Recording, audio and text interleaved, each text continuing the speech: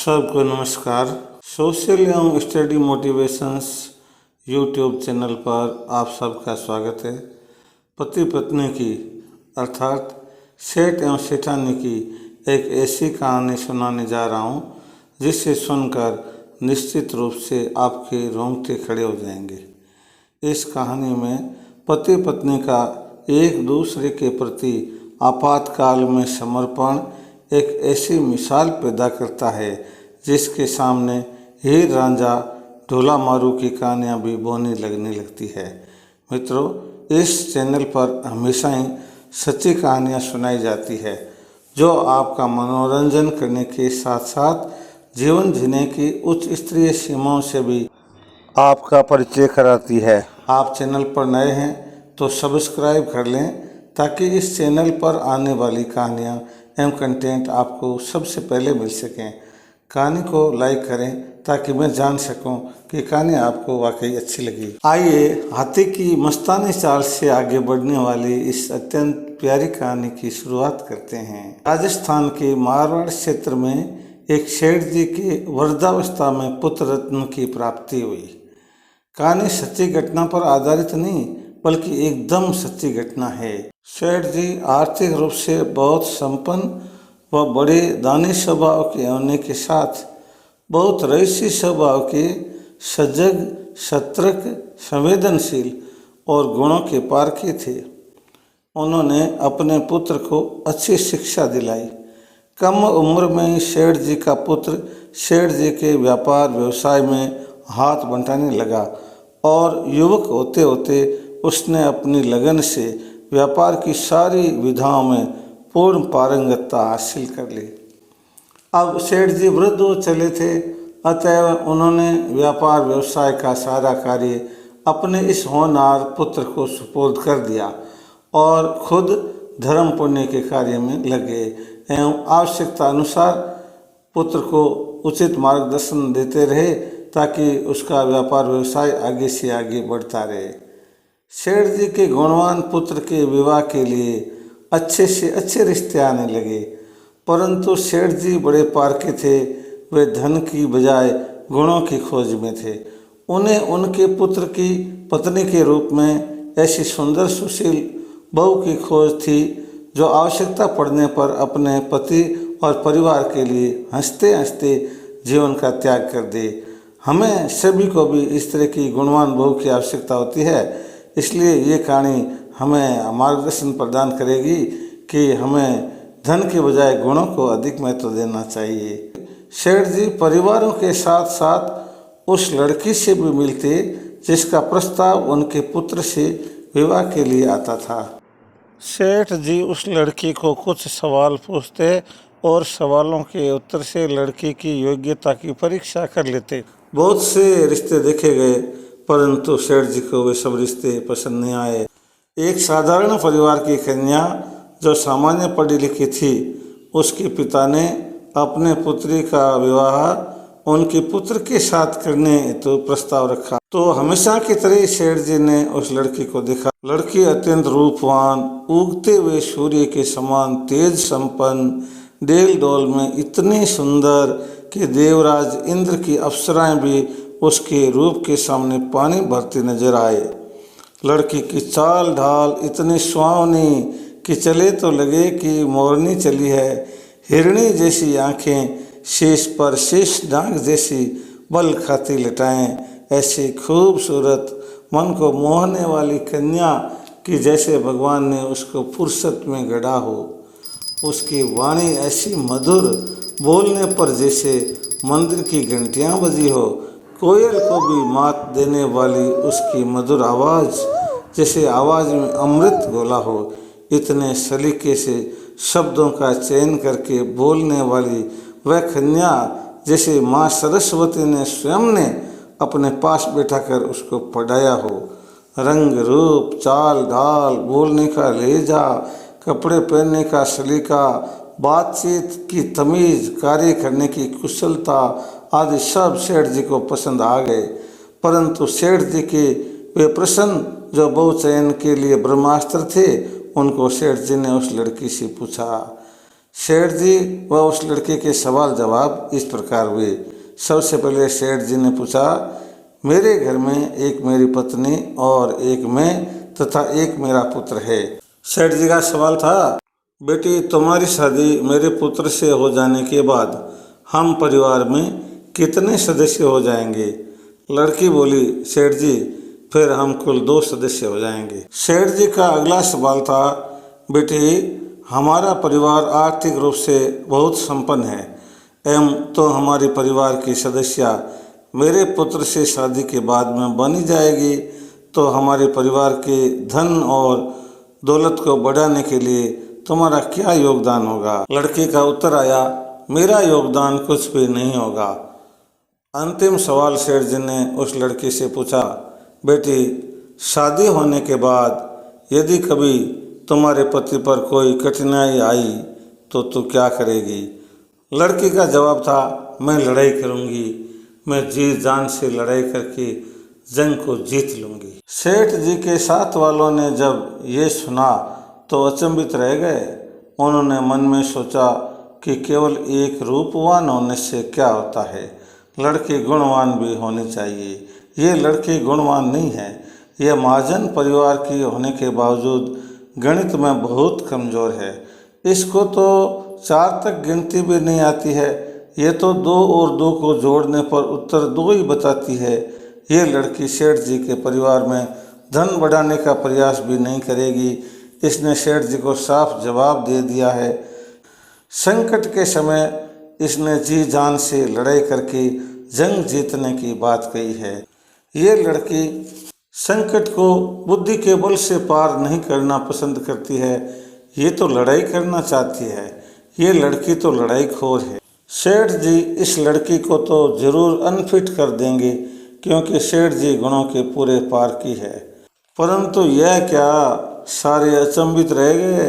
सेठ जी ने कहा, ये लड़की मुझे 100% नहीं 200% पसंद है। और सेठ जी ने शगुन का चांदी का सिक्का लड़की के हाथ में दे दिया।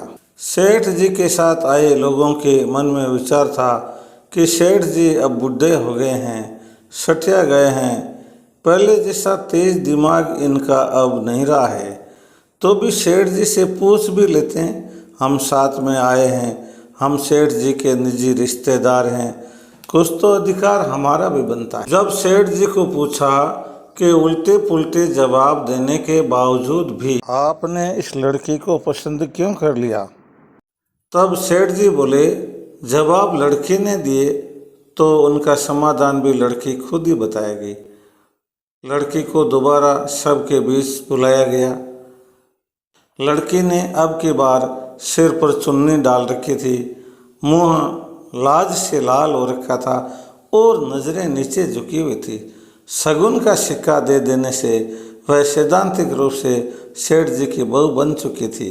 सेठ जी ने लड़की से पूछा, बेटी मेरे प्रश्नों के तुमने सारे जवाब सही दिए, मुझे तो बहुत पसंद आए, परंतु मेरे साथ में आए मेरे परिवार के लोग तथा रिश्तेदार तुम्हारे जवाबों को ठीक से समझ नहीं पाए। तो एक बार अच्छी तरह से समझा करके सारी स्थिति स्पष्ट कर दे, जिससे इनके मन में कोई भ्रम की स्थिति नहीं रहे।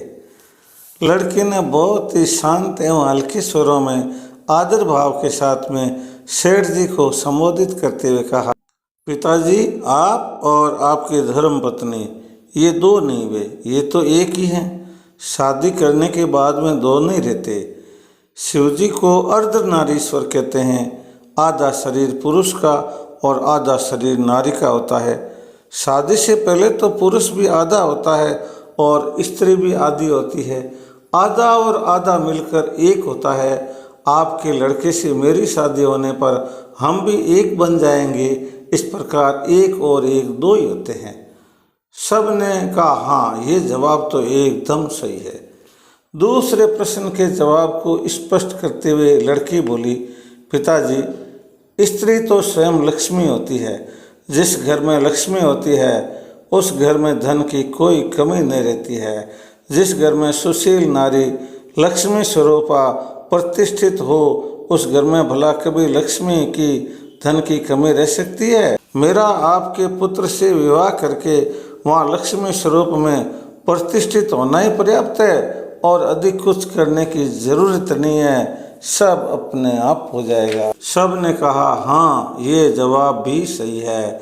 जिस घर में सुशील कन्या विवाह करके आ जाती है उसमें धन लक्ष्मी की कभी कमी नहीं रहती है। तीसरे प्रश्न के जवाब को स्पष्ट करते हुए लड़की बोली, पिताजी, जब मेरे पति पर कभी संकट आएगा तो मैं लड़ाई करूंगी। मनुष्य की तो बात ही क्या है, मैं एक बार तो स्वयं यमराज से भी लड़ाई करके मेरे स्वभाव की रक्षा कर लूँगी। मेरे पतिव्रता धर्म के बल पर मैं यमराज के भी घुटने टिका दूंगी। ये जवाब सुनते सब एक साथ बोल पड़े, सेठ जी, आपकी परीक्षा सही है, हमारी बुद्धि मोटी है, हम आपसे और आपकी बहू से माफ़ी मांगते हैं। लड़की बोली, क्षमा मांगने की आपको कोई ज़रूरत नहीं है, मेरे उत्तर ही कुछ रहस्यमय थे जो आपको एक बार में समझ में नहीं आए। मित्रों, कहानी की अब नींव रखी गई है। मूल कहानी की असली शुरुआत यहीं से शुरू होती है। सेठ सेठानी बूढ़े हो जाने से बस भगवान का भजन, तीर्थ, दान और पुण्य, ये 3 काम इनके लिए बचे थे। अब ये नए सेठ सेठानी अर्थात सेठ का लड़का और सेठ की बहू आपस में प्रेम से इतने घुल मिल गए कि दो का भाव मिट गया। रसोई में चूल्हे में अंगुली नई सेठानी की जलती तो छाला नए सेठ जी के हाथ पर हो जाता, कांटा नए सेठ जी के पैर में चुभता तो दर्द नई सेठानी के पैर में हो जाता। अब इस जोड़े के दिमाग में ये आया कि हमारे बाप दादा के कमाए धन पर मौज करना कोई समझदारी नहीं है। हम हमारे व्यापार को बढ़ाकर इतना धन कमाएंगे कि ज़्यादा से ज़्यादा पुण्य अर्जन करके दान कर सकें, धर्म कर सकें और हमारे जीवन को सफल कर सकें। नए सेठ ने दिसावर में व्यापार का विस्तार किया और पति पत्नी दिसावर में रहने लगी। 10 वर्ष बीत गए। उनके 4 संतानों के रूप में 4 गुणवान लड़कियां पैदा हुई, परंतु लड़का नहीं हुआ। सेठानी का दिसावर में रुतबा इतना था कि वह पार्टी में जाती तो पूरे कार्यक्रम में हर नए मौके पर नई साड़ी बदलती। वह एक पार्टी में 7-7 बार साड़ियाँ बदल लेती थी। उसका रूप इतना सुंदर था कि जब वह खाना खाती थी तो भोजन गले के अंदर जाता हुआ बाहर से दिखाई देता था। सेठानी कोमल इतनी थी कि पड़ोस के घर में धमके से बेहोश हो जाती थी।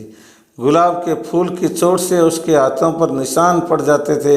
सेठानी की रईसी देख करके बड़े बड़े रईस लोग शर्मिंदा हो जाते थे। सेठानी जिस गाड़ी में होती उसके आगे उसी कलर की 5 गाड़ियाँ व पीछे भी 5 गाड़ियाँ चलती थी एवं ये पता नहीं लग सकता था कि कौन सी गाड़ी में सेठानी है। प्रत्येक गाड़ी में 2-2 निजी लाइसेंस शुदा हथियारधारी बॉडीगार्ड रहते थे। सेठानी की एक झलक पाना मानो कोई किला जीत लेना हो, इतना उसका क्रेज था। सेठानी के द्वारा हौसला बढ़ाने से और सही मंत्रणा देने से तथा सेठ की कार्य कुशलता के कारण 10 वर्षों में दिसावर में इस छोटे सेठ ने इतना धन कमा लिया कि उसका हिसाब किताब रखने के लिए एक पूरा ऑफिस अलग से खोलना पड़ा। पर समय को कुछ और ही मंजूर था। 4 दिन की चांदनी, फिर अंधेरी रात। सेठानी के अचानक ऐसी बीमारी हुई कि उसके शरीर के सभी अंगों ने अचानक काम करना बंद कर दिया। केवल सांस चलती थी, हृदय धड़कता था, आंखों से दिखाई देता था, कानों से सुनाई देता था, मुंह से बोल सकती थी, परंतु बाकी गतिविधियां, हिलना डुलना, उठना बैठना पूरा बंद हो गया। जिस दिन सेठानी इस बीमारी से ग्रसित हुई, सेठ ने स्वयं साथ में रहकर उसका बड़ी से बड़ी अस्पतालों में इलाज करवाना शुरू कर दिया। इलाज लागू हो गया था, परंतु डॉक्टर्स ने बताया कि सेठानी को सामान्य स्थिति में आते आते 2 साल लग जाएंगे, तब तक इसकी सभी प्रकार की देखभाल करनी होगी। सेठ ने जिस दिन सेठानी बीमार पड़ी उसी दिन से अपने कारोबार पर जाना बंद कर दिया और सारा काम नौकरों चाकरों के भरोसे छोड़ दिया। सेठ स्वयं सेठानी की सेवा चाकरी में लग गया। सेठ अपने हाथों से सेठानी को दवा देता, अपने हाथों से चाय दूध पिलाता, अपने हाथों से भोजन करवाता। सेठ स्वयं सेठानी को अपने हाथों से स्नान करवाता, सेठानी के कपड़े बदलता, यहाँ तक कि मल मूत्र भी सेठ स्वयं ही उठाता। सेठ सेठानी के बच्चे छोटे थे, वे ज़्यादा मदद नहीं कर सकते थे। बच्चों की परवरिश, भोजन बनाने, घर की सफाई आदि सामान्य कार्यों के लिए नौकर रखे हुए थे जो कार्य कर रहे थे। सेठ सेठानी की छाया की तरह रहने लगा। रात्रि में शरीर में दर्द होने पर वह सेठानी के शरीर पर अपने हाथों से मालिश करता, स्वयं अपने हाथों से पानी पिलाता। सेठ ने कभी भी अच्छी तरह से सोकर के नींद नहीं ली। वह पलंग के बड़े तकिए के सहारे बैठे बैठे ही झपकी ले लेता। सेठानी को पहले भोजन करवाता एवं उसे खुश रखने के लिए खुद उसके साथ भोजन करता। सेठानी को खुश रखने के लिए जीवन के अच्छे से अच्छे संस्मरण सुनाता, कहानियाँ कहता और चुटकुले सुनाता।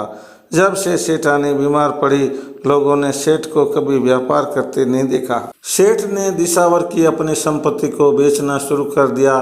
दुकानें अधिकांश बेच दी, कुछ किराए पर दे दी और अपना बड़ा विशाल धंधा समेटना शुरू कर दिया।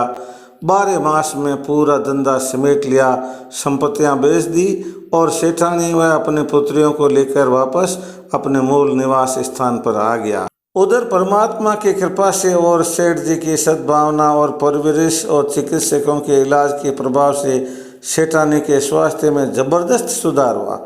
सेठानी अब अपने सारे काम खुद करने लगी थी एवं थोड़ा बहुत घूमने फिरने लगी थी, परंतु सेठ सेठानी की छाया की तरह हर दम उसके पास ही रहता था। सेठानी ने धीरे धीरे धार्मिक आयोजनों में भाग लेना शुरू कर दिया, कुछ समाज सुधार की गतिविधियों में भी भाग लेने लगी एवं दान पुण्य का कार्य भी शुरू कर दिया। सेठानी काफ़ी लोकप्रिय हो गई एवं अब वह राजनीति में भी भाग लेने लगी। सेठ सेठानी का पीए बन गया, उसे साहब की तरह रखने लगा और खुद सेवक की तरह रहने लगा। लड़कियों के बड़ी हो जाने पर उनकी योग्य वर देख करके शादी कर दी गई। एक व्यक्ति ने सेठ जी से पूछा, सेठ जी आप अपनी पत्नी की इतनी सेवा क्यों करते हैं? तो सेठ जी ने उत्तर दिया, ये जब स्वस्थ थी तो इसने 33 साल तक मेरी बहुत सेवा की। अब इसके बीमार पड़ने के पश्चात मेरा सेवा करने का नंबर आया है। मैं मेरे पर सेवा का जो कर्ज चढ़ गया था उसको उतार रहा हूँ। ऐसा पति संसार में दुर्लभ है। कोई भाग्यशालिनी पत्नी, कोई ऐसा पति प्राप्त होता है, तभी तो महिलाएं अच्छे व योग्य पति की प्राप्ति के लिए अनेक कठिन व्रत और उपासनाएं करती है। समय का चक्र घूमता ही रहता है। चक्का ऐसा घुमा कि सेठ जी स्वयं बीमार हो गए। डॉक्टरी जांच से पता चला कि सेठ जी के दोनों गुर्दे खराब हो गए हैं। उम्र भी 60 वर्ष से ज़्यादा है, शुगर की गंभीर बीमारी भी है और कोई उपाय नहीं होने से अब सेठानी खुद ने बीड़ा अपने हाथ में उठाया। वह सेठ जी की सेवा करने लग गई। प्रत्येक चौथे दिन डायलिसिस होता था, पूरा खून साफ किया जाता था, परंतु सेठानी ने कभी उप तक नहीं की। सेठ जी को गाड़ी में बिठाकर गाड़ी स्वयं चला करके और बड़े शहर में जा करके नियमित रूप से सेठ जी का डायलिसिस कराती रही। ऐसे 2 साल बीतने पर सेठानी ने डॉक्टर से कहा, सेठ जी के एक गुर्दा नया लगा दो, हमारी सबकी जांच कर लो, जिसका भी ब्लड ग्रुप मिलता है उसी का गुर्दा ले लें। सेठ जी की सारी बेटियां भी साथ में थी। इस परिवार का ऐसा समर्पण आपस में एक दूसरे के प्रति देखकर डॉक्टर भी आश्चर्यचकित रह गया। बेटी ने झट से लिखकर दे दिया कि मेरा गुर्दा निकालकर सेठ जी के प्रत्यारोपित कर दिया जावे और डायलिसिस के झंझट से मुक्ति दिलाई जावे। सेठ जी की बेटी के ससुराल वालों ने भी अपने बहू के अपने पिता के प्रति त्याग की बड़ी भारी सराहना की। सेठ जी का गुर्दा उसकी पुत्री के गुर्दे से बदल दिया गया। गुर्दा एकदम सही सेट हो गया। सेठ जी के स्वास्थ्य में तेजी से सुधार आया, डायलिसिस बंद हो गया और सेठ जी एकदम स्वस्थ हो गए। परंतु सेठानी के द्वारा सेठ जी की सेवा लगातार जारी रही। सेठानी को जब सेवा के बारे में पूछा गया तो उसने कहा, सेठ जी की सेवा की, अब मेरी बारी है। मेरी बीमारी में इन्होंने भारी सेवा करके मेरे ऊपर कर्ज चढ़ा दिया था, जिसको मैं अब उतारने की कोशिश कर रही हूँ। धन्य है भारत देश, धन्य है राजस्थान, और धन्य है सेठ और सेठानी का जुड़ा, जो आकाश के सितारों की तरह धरती पर प्रकाश फैला रहा है। मित्रों, साथियों, भाइयों, बहनों, आपको ये कहानी अच्छी लगी होगी। कहानी अच्छी लगी हो तो चैनल को सब्सक्राइब करें एवं लाइक करें। मैं आपसे जल्दी ही मिलता हूँ इससे भी अच्छी शिक्षाप्रद कहानी के साथ। तब तक के लिए धन्यवाद, नमस्कार, गुड बाय, अपना ख्याल रखिएगा।